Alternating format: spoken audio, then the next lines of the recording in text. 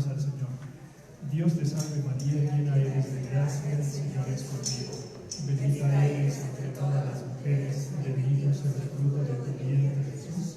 Santa María, Madre de Dios, ruega por nosotros pecadores, ahora y en la hora de nuestra muerte. Amén. Gloria al Padre, al Hijo y al Espíritu Santo.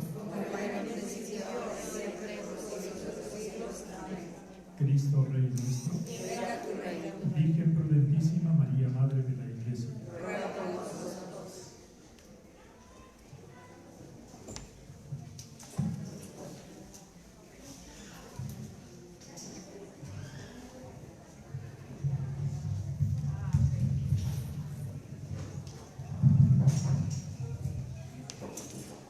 Vamos a continuar entonces nuestros círculos sobre el Cristo de San Lucas, para que veamos la importancia del tema. Recordemos que el libro más importante de toda la historia es la Sagrada Escritura. Que esta Sagrada Escritura tiene dos etapas, una hasta antes de la vida de nuestro Señor y otra después de la vida de nuestro Señor.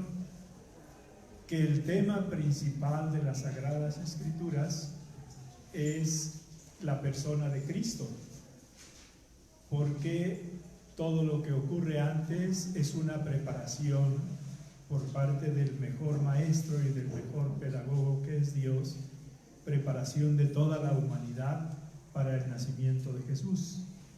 Y todo lo que viene después es la narración de la vida de nuestro Señor y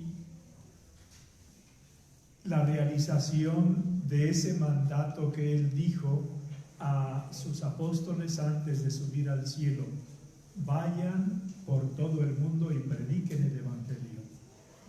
Nosotros somos fruto de la seriedad con la que entendieron y llevaron a la práctica los discípulos ir por todo el mundo y prediquen el Evangelio.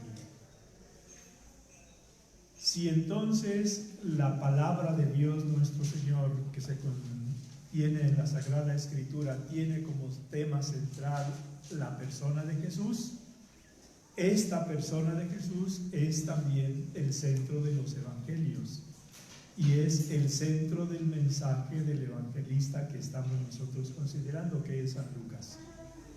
Estamos viendo esas primeras etapas y nos corresponde hoy ver el nacimiento y la vida oculta del Señor. Por favor, alguien tenga preparado, porque vamos a leerlo ahora, Lucas 2, 1, 14.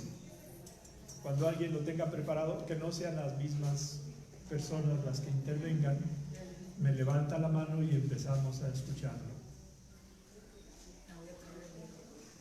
Les comento, bueno, en la aplicación que yo les sugerí, que era la iPietà, lo encuentran fácilmente.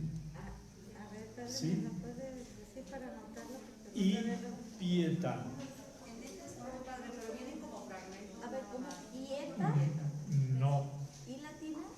I latina, P mayúscula, Pietà. Tiene una cruz, la segunda de aquí, tiene una cruz roja con una especie de M azul debajo. Y esta aplicación, ya les he dicho en otras ocasiones, debajo a la izquierda tiene alfa y omega. Y esa aplicación lleva directamente a las Biblias. Y dentro de la Biblia se encuentran en orden cronológico los distintos libros. Se llega a los evangelistas y el tercer evangelista es Lucas. Se pica en Lucas y aparecen en orden los distintos capítulos. Se pica el capítulo y aparece directamente ya el capítulo. Yo dije el capítulo 2. Sí, pues es este. Es la que hizo la sola y doctrina. Es este. Sí. Sí. 2, 1 a 14. Hay otra que se llama Desde Dios. Entonces, usted misma venga, por favor, y ya desde aquí. El que dice oración y doctrina católica, porque hay dos, o el X. Ok.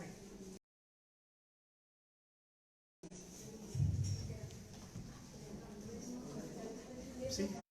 Por aquellos días salió un edicto de César Augusto ordenando que se empadronase todo el mundo. Tomen alguna nota como lo hicimos la vez pasada. A ver qué toman. ¿Sí? Este primer empadronamiento tuvo lugar siendo gobernador de Siria Cirino. Iban todos a empadronarse, cada uno a su ciudad. Subió también José desde Galilea, de la ciudad de Nazaret, a Judea, a la ciudad de David, que se llama Belén, por ser él de la casa y familia de David, para empadronarse con María, su esposa, que estaba encinta.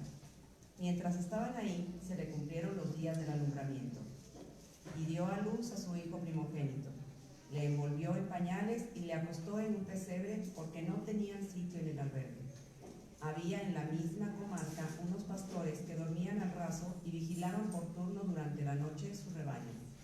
Se les presentó el ángel del Señor, la gloria del Señor los envolvió en su luz y se llenaron de temor. El ángel les dijo: no temáis, pues os anuncio una gran alegría, que lo será para todo el pueblo. Os ha nacido hoy en la ciudad de David un Salvador, que es el Cristo Señor. Y esto os servirá de señal: encontraréis un niño envuelto en pañales y acostado en un pesebre. Y de pronto se juntó con el ángel una multitud del ejército celestial que alababa a Dios diciendo: gloria a Dios en las alturas y en la tierra paz a los hombres en quienes Él se complace. Cuando los ángeles, dejándoles, se fueron al cielo, los pastores se decían unos a otros: me pasé de 14.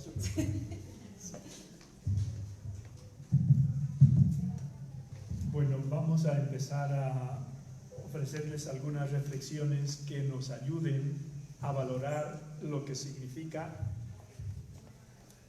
el amor de Dios.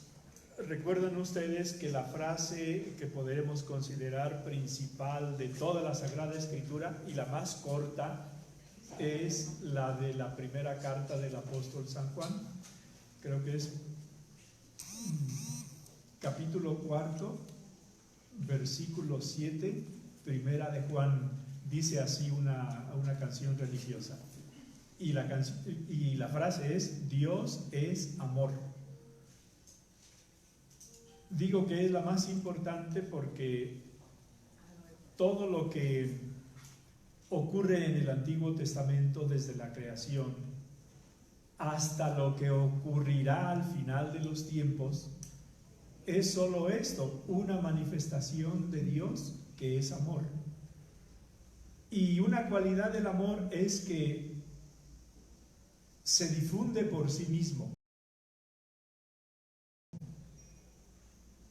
Y Dios tiene tanto amor en sí mismo, siendo el amor, que todo lo que crea, y en primer lugar el universo, cuyas medidas sencillamente rebasan toda imaginación y toda posibilidad, todo esto es fruto del amor de Dios nuestro Señor. Y aunque es verdad que Dios es poder, porque es omnipotente, y aunque es verdad que Dios es justo, porque es justicia, y aunque es verdad que Dios es sabio, porque es sabiduría, de alguna manera todas estas verdades se concentran y quedan como más elevadas en la frase de Dios es amor, porque por amor crea el universo y por amor crea al ser humano. Por amor hace con ellos un pacto de vivir por siempre en armonía, en paz.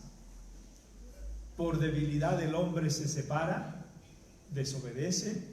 Por amor Dios nuestro Señor va ideando nuevas formas, de manera que esa voluntad fundamental de transmitir su amor y de hacer feliz al ser humano vaya siendo real. Entonces, si por amor Dios hace al hombre en un primer momento, el culmen de la manifestación del amor que Dios nos tiene es cuando la segunda persona de la Santísima Trinidad se compromete para vivir con nosotros en la historia. Normalmente la frase más importante de este capítulo va a ser: y el Verbo se hizo carne y habitó entre nosotros. Esta es una visión teológica de San Juan, y es una visión posterior al tema, digo mejor, a la fuente que ahora les voy a comentar, que es San Lucas.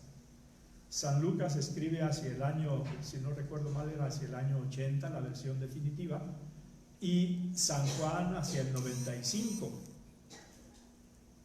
Lo que San Lucas expresa, tal y como lo acabamos de escuchar, es una versión, dijéramos, natural, espontánea, reflexiva, pero muy comprensible y muy normal, porque es María encinta, van a Belén, en Belén le llega el momento del alumbramiento y nace Jesús, y no dice más. Y es el hecho más importante de toda la historia de la humanidad, porque todo lo anterior era preparación de ese minuto, y todo lo posterior es una consecuencia de ese minuto. Pero en el fondo está el plan de Dios, que quiere distribuir, hacernos participar de su amor de esta manera. Les decía que nosotros decimos normalmente, así lo traducen en general las diversas Biblias, el Verbo se hizo carne y habitó entre nosotros. El texto griego dice más. El texto griego, en una época en la que era frecuente no tener casa fija, ir de un lugar a otro, tiene el verbo, debería traducirse: y puso su tienda entre nosotros. No una tienda donde se vende, que es el modo como lo entendemos actualmente nosotros, sino la tienda en el sentido de la casa movible, que uno puede poner en un lugar, la traslada y la pone en otro, y después en otro, y después en otro. Con esto quiere decirnos San Juan que Dios se hace tan nuestro que es uno más de entre todos nosotros. Bueno, esta idea fundamental de Dios es amor. Vamos a verla ahora realizada en este pasaje que les acabo de leer. No obstante, antes de que yo empiece a reflexionar sobre estos puntos, si alguna quiere participarnos lo que anotó y qué le dice, sería interesante escucharlo ahora. ¿Quién se atreve?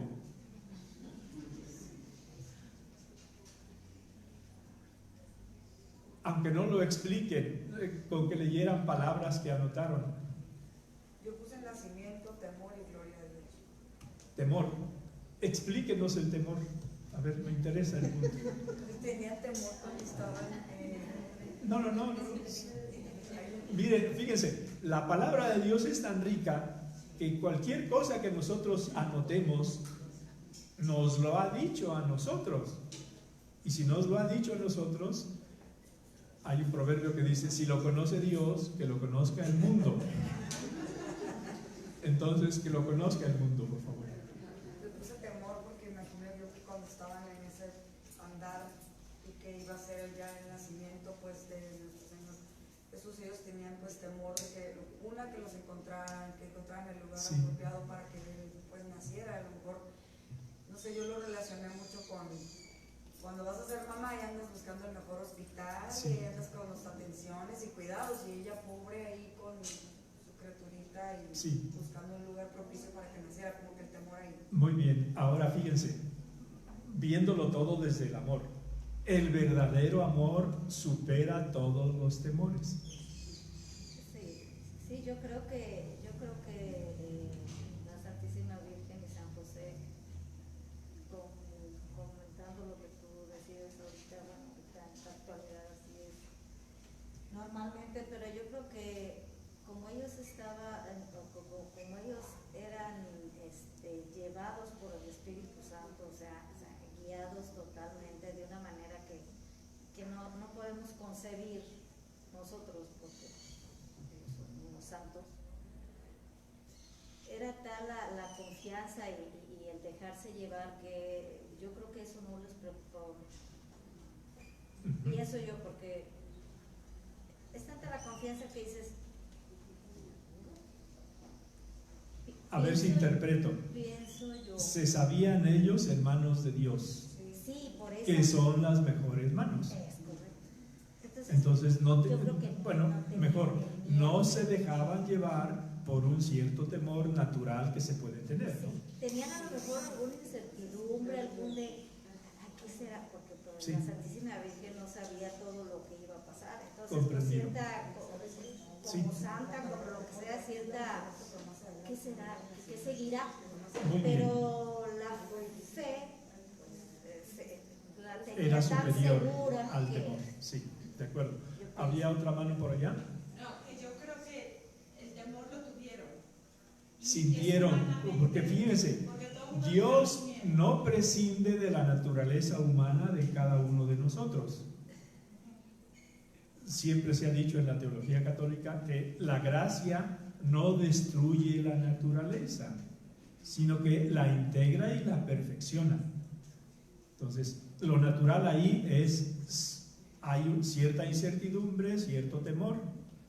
Lo sobrenatural es el amor y la confianza en Dios, que los traía en sus manos, les ayuda a superar ese temor natural que se puede tener, ¿no? ¿Alguna observación más? A ver, perdón, ¿alguna otra boca que se quisiera abrir, por favor? No la vemos, así que con más libertad se puede abrir, ¿no? Allá al fondo, sí, por favor. A mí me llama mucho la atención cómo describe en este evangelio tan sencillo que nació Jesús, pero da una explicación mucho más extensa para explicarle a los pastores qué está pasando, para que vayan a ver a Jesús, como si fuera una gran humildad del Señor de decir: sí, ya nací, pero me vuelvo sobre ustedes para explicarles y para que vengan, para invitarlos a que vayan a ver al Señor. Entonces me llama mucho la atención ese grado superlativo de humildad del Señor para esta descripción tan sencilla de su nacimiento, y después enseguida de que bajaron los ángeles y les dijeron y les cantaron y estaban ahí y les explicaron y vayan y vengan. Ese acto de amor muy grande. Además, en esa misma línea, fíjense en quiénes son los invitados. Los primeros invitados y los únicos invitados. No son los sacerdotes, no son los reyes, no son los gobernadores, no es la prensa, no es TikTok. ¿Sí?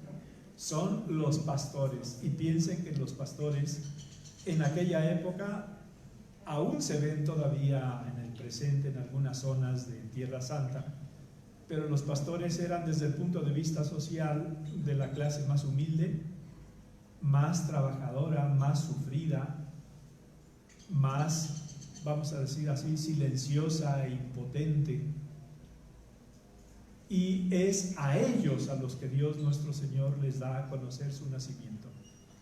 Recuerden aquello que Jesús comenta de su vida interior en otro pasaje del Evangelio que dice: te bendigo, Padre, Señor del cielo y de la tierra, porque has escondido estas cosas a los sabios y entendidos. Y ahí los sabios y entendidos eran Herodes, eran los sacerdotes y los escribas y los fariseos que lo asesoraban. Lo veremos, se ve después esto es de Mateo, pero en fin, es el pasaje global.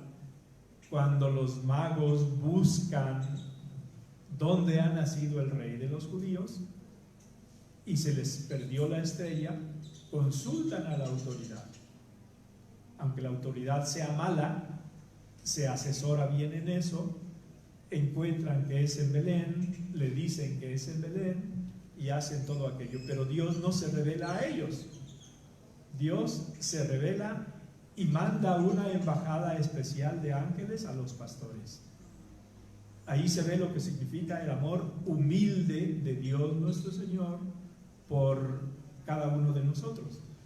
Y ninguno de nosotros puede decir que sea socialmente menos que un pastor. En otras palabras, si Dios se preocupa de manifestarse a un pastor en aquella época, que era la clase, como les digo, más humilde, más sencilla, pues cada uno de nosotros también está perfectamente dentro del alcance de las manifestaciones de Dios. Aunque no nos mande un coro de ángeles que venga a cantar canciones especiales. Una última observación antes de que yo entre un poquito más en tema. Sí, por favor. Bueno, sin embargo, con lo que dice ella y lo último que acaba de decir usted, a la hora de yo leer ahorita el pasaje. se juntó con el ángel una multitud del ejército celestial que Sí. alababa a Dios, me dio como una emoción y me imaginé esa multitud, fue bueno, inimaginable, me explico, porque pues es algo celestial, literal. Ningún espectáculo, por más espectacular, la Sí. redundancia que hayamos visto Sí. o imaginado, se compara con este espectáculo de Sí. el ejército celestial. Ay, qué bello. Por la, porque Dios se hizo carne, nació, empezó. Y es como una especie de subrayado divino de la importancia del hecho. ¿Sí? Exactamente. O sea, Y para manifestarnos que Dios es Dios y se manifiesta como quiere. Y puede manifestarse en un niño recién nacido o puede manifestarse con ese enorme coro angélico que se pone a cantar lo que todos los días de fiesta decimos en la misa. Porque piensen que el gloria a Dios en el cielo y en la tierra pasan los hombres que habla el Señor es el inicio de nuestra gloria, pero es justamente lo que dicen los coros angélicos que se ponen a cantar. Y para que vean en esto, es importante esta reflexión, cómo la Iglesia en su liturgia nos catequiza. Es decir, utiliza en la liturgia todos los elementos o los que considera importantes para que nosotros vayamos captando que hay una perfecta unidad entre lo que creemos y lo que oramos. Creemos que Dios nace y creemos que los ángeles cantaron. Y eso es lo que oramos en la misa. Como el Santo, Santo, Santo, pues es también una oración que aparece en la Sagrada Escritura. Y así, y el Ave María, recuerden ustedes, y el Padre Nuestro. El Ave María, no olviden, es la primera parte, es el saludo del ángel. La segunda, todavía dentro del Ave María, es el saludo de Isabel. Entonces, para que caigan en la cuenta, Dios te salve María, llena eres de gracia, el Señor está contigo, el ángel. Bendita tú entre las mujeres y bendito el fruto de tu vientre, Isabel. La oración de Santa María es una oración tradicional de la Iglesia, pero va perfectamente a tono con lo que se ha dicho al inicio. Y pues el Padre Nuestro es el Padre Nuestro. Bueno, vamos a entrar un poquito entonces más en tema, pero todo esto es tema. Recuerdo un proverbio italiano que dice en español: todo hace caldo. Ustedes lo entienden, ¿no? Sí. Todo contribuye a que el caldo sea más sabroso. Y todo esto que estamos comentando es parte del caldo. ¿Quién dijo? ¿Sí? Todo hace caldo. Proverbio italiano. En italiano, si lo quieren escuchar, dice tutto fa brodo. Tutto es todo, fa es hace y brodo es caldo. Todo hace caldo. Voy a fijarme entonces en algunas características de este amor de Dios nuestro Señor en este pasaje evangélico. La primera es que es un amor misterioso. ¿Por qué esto? Porque Dios, en su infinita sabiduría, no ahorra a José ni a María dificultades duras y humanamente incomprensibles. ¿Qué significa esto? Pues si nosotros nos fijamos, vamos a decir así, en la calidad humana, moral y espiritual de María y de José, pues son las personas más santas que hemos tenido. Y pensaríamos que por ser más santas, pues Dios nuestro Señor debería tratarlas de una manera especial. Sin dificultades. Sin dificultades. Y el amor misterioso de Dios nos está queriendo indicar que ninguna persona, siendo persona humana, va a vivir sin dificultades,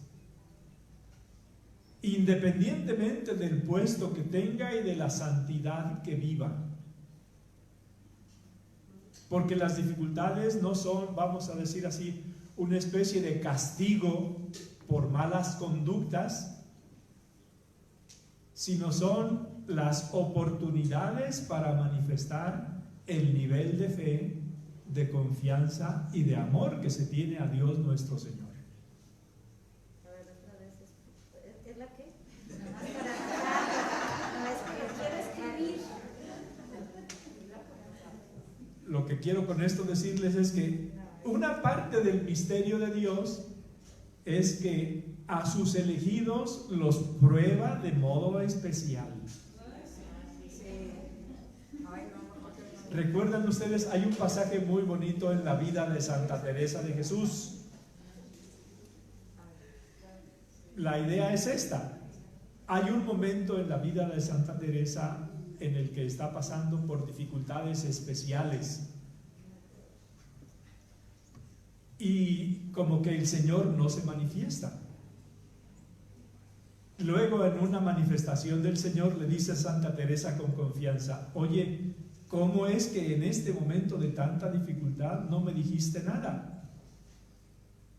Ese es el amor que me tienes. Y el Señor le dice: si yo no hubiera estado contigo, no habrías sido fiel y resistido. Y le añade: es así como yo trato a mis amigos. Y ella, todos lo suscribiríamos, le dice: con razón tienes tan pocos.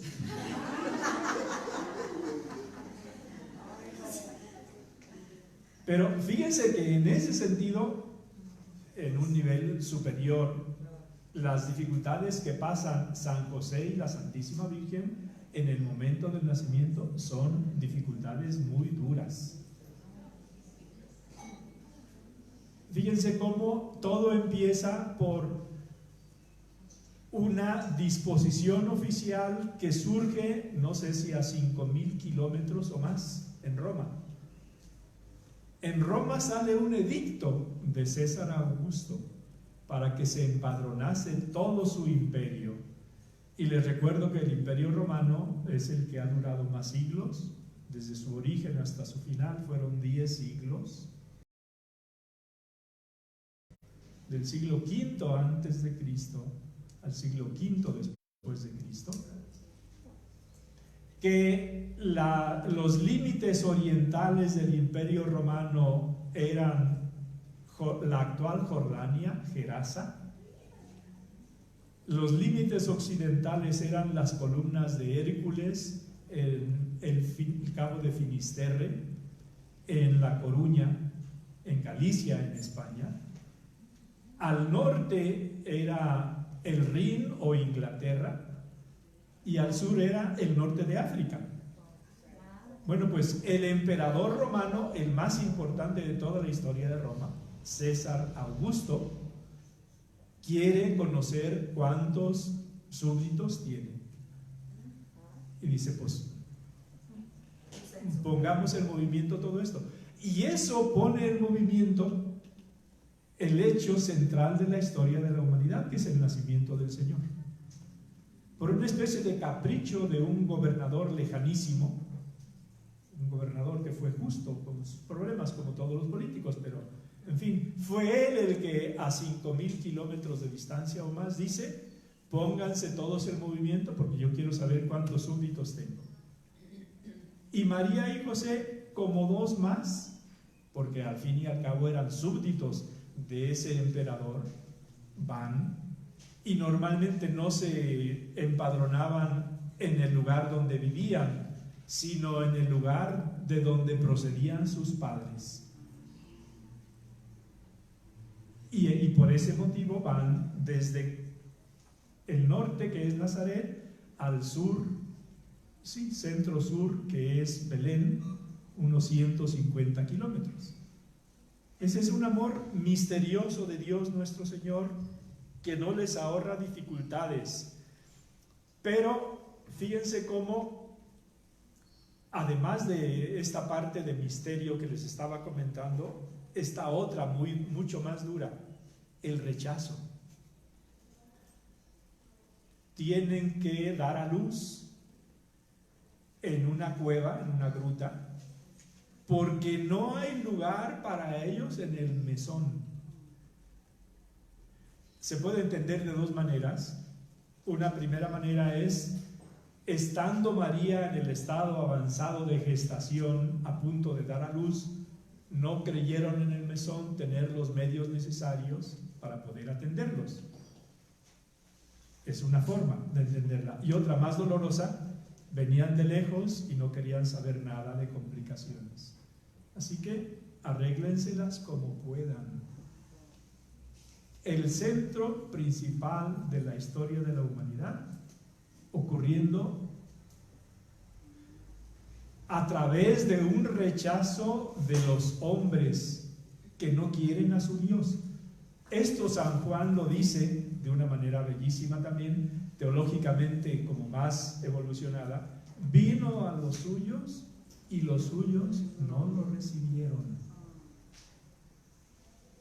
¿Y quiénes más suyos que los de Belén, de donde él tenía sus orígenes? En Belén había nacido David. De Belén eran San José y la Santísima Virgen, por lo menos los parientes procedían de ahí, lejanamente de David. Y esos suyos no lo reciben. Aunque esos suyos son también todos los judíos de la época, y ya lo podemos nosotros, dijéramos, aumentar en su comprensión a todo lo que en su vida pública hizo para que lo aceptara Jerusalén, y Jerusalén no lo acepta. Recuerden ustedes que hay dos pasajes en los que el Señor llora. Uno es antes de la resurrección de Lázaro, por la amistad que tenía con esa familia y con ese muerto, y otro mucho más solemne y durísimo y difícil de llevar, que es ante Jerusalén. Jerusalén, Jerusalén, y esto lo dice desde el Monte de los Olivos, donde lo primero que se veía era el esplendor de un templo recientemente restaurado y embellecido por Herodes. Jerusalén, Jerusalén, que matas a los profetas y apedreas a los que te son enviados. Está resumiendo todo el Antiguo Testamento ahí. ¿Cuántas veces quise yo cobijarte bajo mis alas como la gallina a sus polluelos, y tú no has querido? Por eso quedará tu casa desierta. porque no has aceptado el tiempo de mi visita. Amor misterioso. ¿Por qué viene Dios a un pueblo y a un mundo que entonces y ahora y después se empeña en rechazarlo? Para que veamos la calidad del amor de Dios, que si no se retracta ante rechazos tan gordos como estos, pues tampoco nosotros podemos pensar que por cualquier falta que hayamos cometido o que podamos cometer en el futuro, nos va a abandonar. Nunca nos abandonará Dios. Siempre estará con sus brazos abiertos, con su corazón abierto, para aceptarnos y acogernos. ¿Eso viene en el Antiguo Testamento? ¿Cuál? Esto que acabo de comentar, cuando Dios nuestro Señor llora. No puede venir en el Antiguo Testamento porque es Jesús pues es que ya en la vida pública. ¿Sí? De todas maneras, cualquier pregunta está bien presentada. Tranquila. Hay otro elemento del amor de Dios nuestro Señor en este pasaje, y es que es un amor obediente. El amor que no es obediente no es verdadero amor. Y si es amor de Dios, y es amor del Hijo de Dios, y es el amor de María, la Madre de Dios, y de José, el esposo de María, padre según la ley de Jesús, tiene que ser un amor obediente. Porque la obediencia está indicando que sobre mi voluntad reconozco y acepto la voluntad de Dios. Y eso es amar. Amar no es un sentimiento agradable. Amar es aceptar la voluntad de Dios y vivirla, como lo hace aquí la Santísima Virgen, como lo hace José, como lo hace Jesús. Esto está perfectamente a tono con lo que el Señor dirá después en la última cena. Si alguno me ama, guardará mi palabra. Eso es obedecer, guardar la palabra de Dios. ¿Y cómo se ve aquí la obediencia de José y de María? Ya les comenté y no me entretengo más, en que es obediencia a una orden que procede de miles de kilómetros de distancia. Esa obediencia se ve en la aceptación de la situación objetiva que tienen que afrontar. ¿Por qué ese viaje desde Nazaret a Belén? Por el capricho de un emperador. Pero también porque la voluntad de Dios quería, dado que los profetas habían dicho eso, que nacería en Belén, que era en Belén donde nacería el rey de los judíos. Y aunque en un sentido ese rey de los judíos era ciertamente David, en otro sentido las profecías ya no se podían referir a David, porque David ya había nacido. Y la profecía en Isaías, pues puede ser del siglo VIII antes de Cristo, pero David es del siglo XI y X antes de Cristo. Entonces, una profecía no se refiere al pasado, se refiere al futuro. Entonces, si Jesús tiene que nacer en Belén, el Señor se encarga, porque es Señor de la vida y de la historia, de mover los hilos que sean necesarios para que, respetando las libertades humanas que Él mismo creó, puedan ir ocurriendo los hechos que Él tiene dispuesto que ocurran. Y es por esto por lo que viene ese viaje. Les digo que es un viaje en el presente, pues se puede hacer por autopista a lo mejor en unas 2 horas. En el pasado yo creo que no eran menos de 10 jornadas. Y 10 jornadas de caminar, o si acaso, de ir a hombros de un burro. El camello era más caro. O caminando. Y en esas situaciones, Es un amor obediente.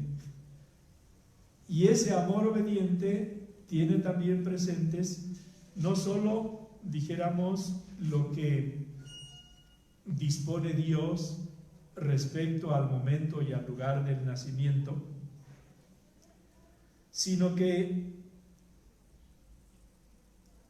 el lugar donde va a nacer es el lugar más pobre, que incluso ni siquiera los pastores sufrían, porque cada pastor tendría su casita y podrían las personas nacer en sus casas. Él nació en una gruta. Quienes han estado en Tierra Santa y han ido a Belén recordarán que en la parte baja de la ciudad, la parte principal de la ciudad está un poquito como a la mitad o hacia el final de una montaña. Ahí es donde está la gruta, dijéramos, que la tradición ha identificado con el lugar donde nació Jesús. Pero si prescindimos de esa gruta, hay también en las afueras lo que se presentan como las grutas de los pastores, porque el texto de la Sagrada Escritura dice que había en la comarca, es decir, en los alrededores del pueblo, unos pastores que velaban durante las noches sus rebaños. Y en el presente esas grutas no son muy altas, sí quepo yo, quizás unos 15 centímetros más de mi altura, unos 2 metros de altura. Esas grutas tiene la más amplia, más o menos será como la mitad de esta habitación, de este recinto, y están lo que sería el techo de la gruta muy lleno de Disney, todo esto que indica que esas grutas se habitaron y estuvieron ahí muchas personas en invierno y demás. Eran grutas de ese tipo.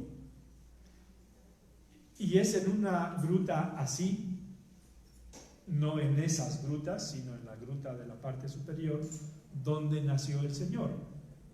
Pero vean, no nace en su casa, no nace en un hospital, nace en una cueva, no tiene cuna, no tiene cama, es un pesebre su cuna.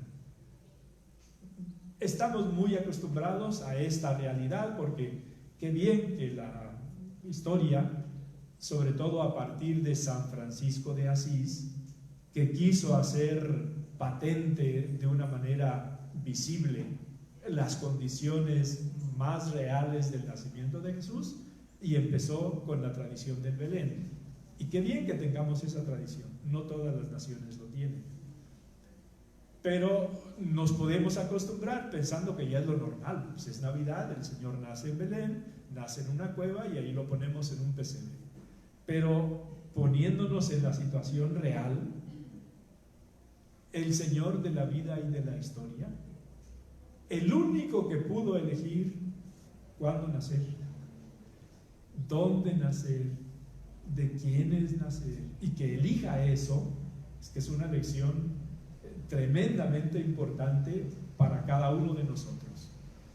En este sentido, salto a alguna parte, les voy a leer 2 textos de 2 personas que han estado como nosotros, meditando, comentando el pasaje del nacimiento de Jesús. El primero es Charles de Foucault, que vivió Foucault, Charles de Foucault, ¿sí? Que vivió también en unas circunstancias parecidas en los alrededores en Tierra Santa, que meditó y contempló este pasaje. Y lo que ahora les voy a leer es también un modelo de oración práctica. Es decir, no solo basta contemplar lo que hace el Señor por mí en un pasaje. Tengo que llegar a ver qué es lo que hago yo después de contemplar que Jesús hace algo por mí.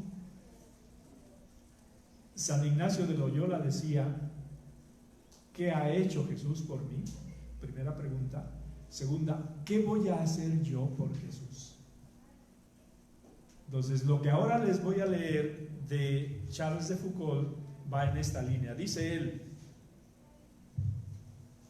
en su diario: en mis pensamientos, palabras y acciones, por mí o por mi prójimo, no hacer ningún caso de la grandeza. Jesús nace pequeño, elige lo pequeño. ¿Por qué andar buscando grandezas? No hacer caso de la grandeza. Si se lo dijéramos a los políticos sería interesante, ¿no? A las estrellas de cine sería interesante. Pero a cada uno de nosotros, para no ir tan lejos, hay que empezar barriendo la casa propia, ¿no? No hacer ningún caso de la estima humana. El Señor nace despreciado por los hombres, por los suyos, que no lo reciben, sino apreciar aún más a los más pobres que a los ricos. El Señor llama a que lo adoren los pastores, los más pobres. Prestar más atención al último obrero que al príncipe, puesto que Dios ha aparecido como el último de los obreros. Para mí, buscar siempre, estas son consecuencias reales y duras, y prácticas. Para mí, buscar siempre el último de los últimos puestos. ¿Recuerdan cómo Madre Teresa servía a los más pobres entre los pobres? Y cómo una de las firmas del Papa es siervo de los siervos del Señor. En ese sentido del el último. Y esto nace sencillamente de la contemplación de Jesús en este pasaje, y también, por ejemplo, cuando lava los pies a sus apóstoles. Sirve como el último. Para ser también pequeño como mi maestro, para estar con él, marchar tras él paso a paso. En consecuencia, para que vean las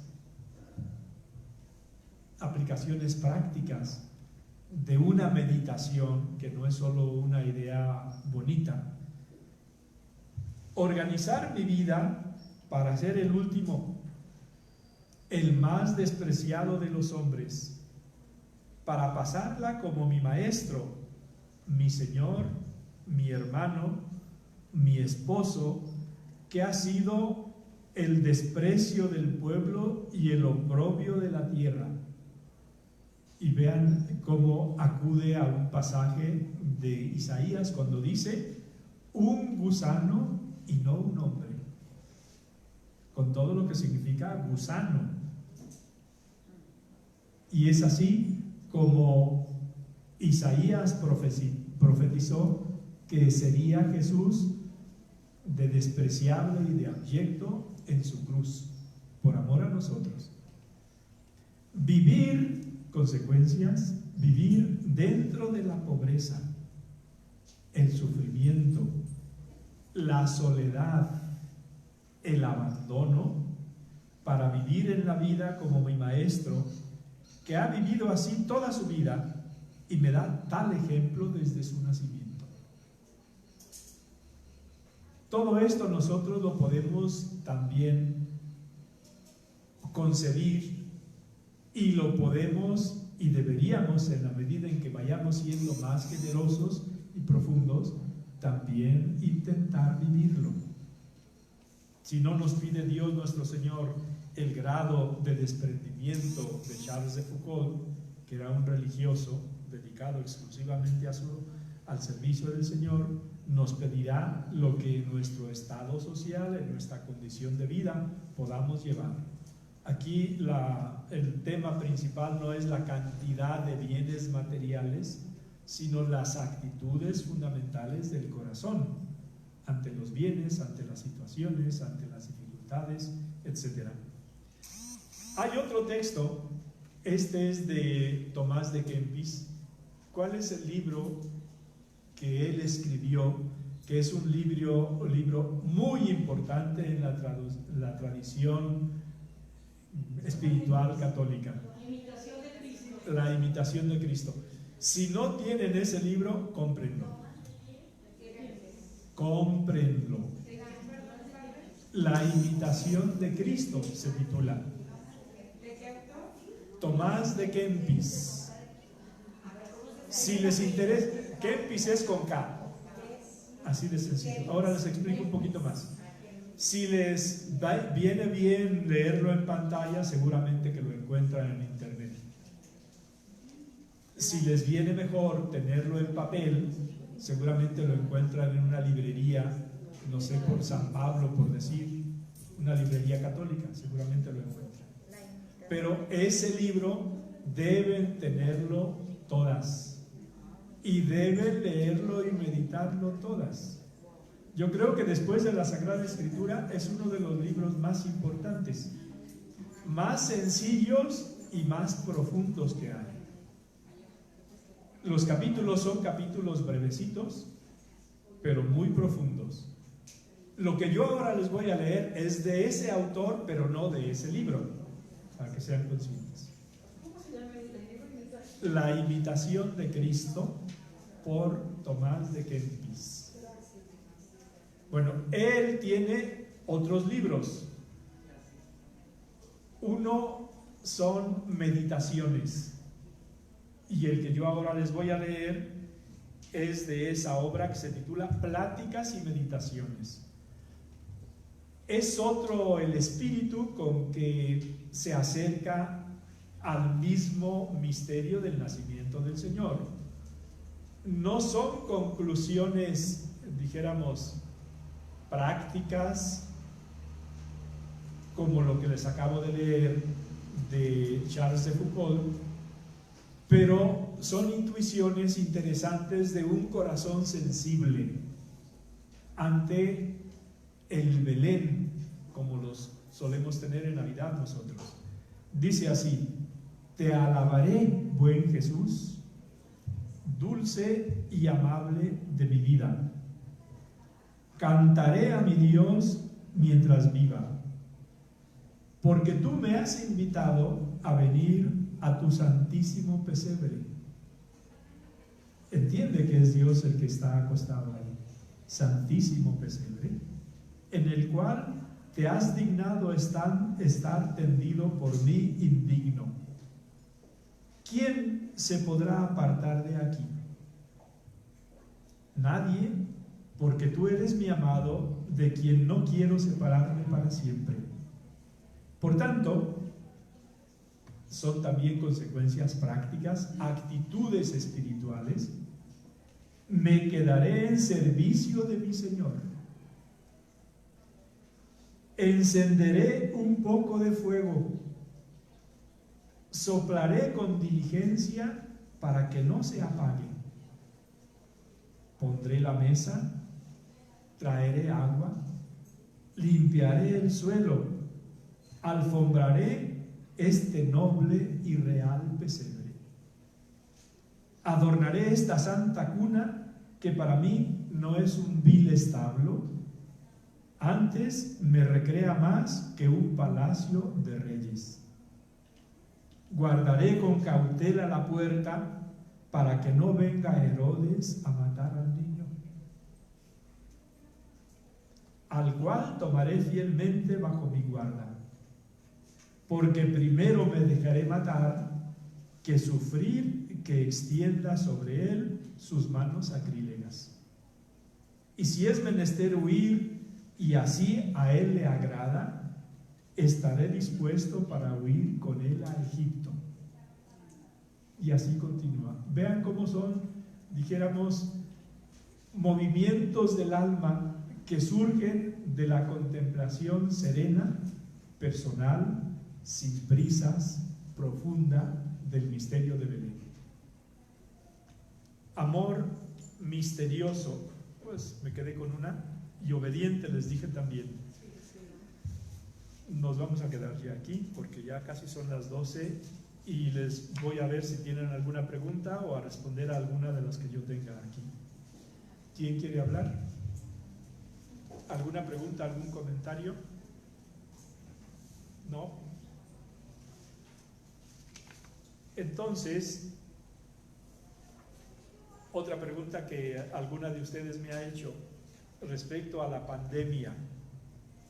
¿Es la pandemia un castigo de la omnipotencia divina? Hay personas, y quizás algún grupo, que puede intentar, ¿cómo decir?, introducir este tipo de ideas y de respuestas facilonas y superficiales sobre un tema muy complejo. Si analizamos nosotros el Antiguo Testamento, sí advertimos que en ocasiones una peste puede ser castigo de una desobediencia. Se ve, por ejemplo, en el caso del ejército judío y de Israel, en alguna situación. Pero ya en el Antiguo Testamento, y la formulación de esto la encontramos nosotros en el profeta Ezequiel, cuando dice: los padres se comieron las uvas verdes y los hijos van a sufrir de mal de estómago, por ejemplo. Es decir, ahí hay una unidad entre un pasado y un presente y la aplicación de una justicia en una siguiente generación. Una herencia. Sí. Pero si nosotros vamos al Nuevo Testamento, y es la palabra de... todavía en el mismo Ezequiel encontramos un avance muy importante que dice: ya no si los padres comieron las uvas verdes, los hijos sufrirán las consecuencias, sino el que peque, ese será castigado. Es una cosa distinta, ¿sí? Ya no es unos papás y una generación después sufren, sino en el momento la persona y no la familia. Pero hay una visión más evolucionada que es la que nos presenta Cristo en su Evangelio. Y recuerden que en este sentido el Evangelio es la cumbre de la palabra de Dios, porque Jesús es la palabra de Dios. Y ahí le preguntan en el capítulo 9 de San Juan a Jesús: ¿quién pecó, este o sus padres, para que naciera ciego? ¿Sí? Y el Señor le responde: ni este pecó ni sus padres, sino que es para que se manifieste a través de él la gloria de Dios. Esa es la respuesta que ilumina esa situación y esta que me han preguntado. Es decir, lo que nos está ocurriendo no es porque haya pecado fulano o sutano, sino para que se manifieste a través de él la gloria de Dios. En el caso del ciego de nacimiento, esa gloria de Dios se manifestó precisamente con el milagro de la visión que le da al ciego, y más todavía con el milagro de la fe que este ciego tiene a partir de entonces en Jesús. Y la situación en la que nosotros estamos viviendo tendríamos que verla también como eso, como una ocasión para que se manifieste la gloria de Dios. Todos nosotros somos conscientes de muchos beneficios que ha traído la pandemia a individuos, a familias, a sociedades. Eso es el modo positivo como nosotros tenemos que afrontarlo y vivirlo y difundirlo. Porque es la visión evangélica, es la visión confiada, es la visión, dijéramos, de fe de una situación problemática generalizada, universal, podemos decir. Y es el modo como nosotros también podemos iluminar desde otra perspectiva lo que nos dice San Pablo: todo contribuye al bien de los que aman a Dios. Este todo, si no lo dijera San Agustín, parecería una herejía. Dice todo, incluido el pecado. No dice que el pecado sea un bien, dice que contribuye al bien. Por tanto, tampoco nosotros podemos decir que la pandemia sea un bien, pero contribuye al bien de los que aman a Dios. Y contribuye al bien, nos hace más prudentes, nos hace más pacientes, nos hace más abiertos para convivir con las demás personas en otros momentos en los que no estábamos para eso, nos hace más fuertes, nos hace acercarnos a Dios nuestro Señor, para pedirle a Él pues su luz, su fortaleza, su compañía. En definitiva, no veamos de una manera drástica, negativa, superficial, injusta e incorrecta la pandemia, sino veamos que ni éste pecó ni sus padres, sino que es para que se manifieste a través de él la gloria de Dios, y todo contribuye al bien de los que aman a Dios. Te damos gracias, Señor, por todos tus beneficios, a ti que vives y reinas por los siglos de los siglos. Amén. Cristo, Rey nuestro. Virgen prudentísima María, Madre de la Iglesia. ruega por nosotros. Le robé 3.